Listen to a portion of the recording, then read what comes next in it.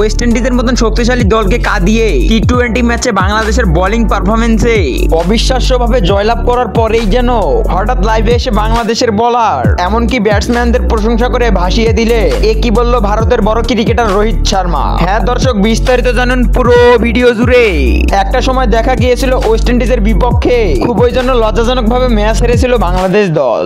আর তবে যেন দেখা গিয়েছিল বাংলাদেশের বোলারদের বল পিটিয়ে একেবারে উড়োধুরো করে দিয়েছিল ওয়েস্ট ইন্ডিজের ব্যাটাররা। আর সেই ব্যাটসম্যানরাই যেন বাংলাদেশের বিপক্ষে টি-20 ম্যাচে একেবারেই হতাশ হয়েছেন তারা। মাত্র 145 রানের টার্গেট দিয়েছিল বাংলাদেশ দল ওয়েস্ট ইন্ডিজের বিপক্ষে।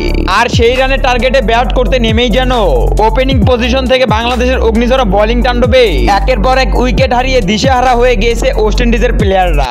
তবে যেন মাস পয়েন্টে অগ্নিঝরা ব্যাটিং পারফরমেন্স করে দলকে সামনের দিকে এগিয়ে নিয়ে গেলেও পরে যেন হাসান মাহমুদের অগ্নিঝরা বলে আর শেখ মেহেদীর অগ্নিঝরা বোলিং পারফরমেন্সে একের পর এক উইকেট হারাতে থাকে ওয়েস্ট ইন্ডিজের ব্যাটাররা। আর সেখানে দেখা গিয়েছিল যে কি বোলিং করেছিল হাসান মাহমুদ, যা ছিল ভক্ত সমর্থকদের একেবারে অবিশ্বাস্যকর একটি ম্যাচ।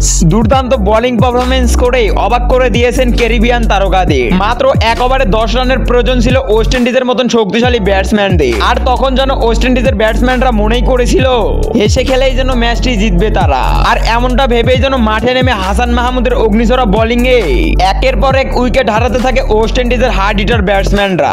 আর যা দেখে হঠাৎ লাইভে এসে হাসান মাহমুদের বোলিং এর প্রশংসা করলেন ভারতের বড় ক্রিকেটার রোহিত শর্মা। শাবাশ হাসান মাহমুদ, তুমি যেন দিয়েছো অগ্নিঝরা বোলিং এর পরিচয়, যেখানে অনেক বড় বড় বোলার এবং ব্যাটসম্যান থাকা সত্ত্বেও কিছুই করতে পারেনি তারা বাংলাদেশের জন্য।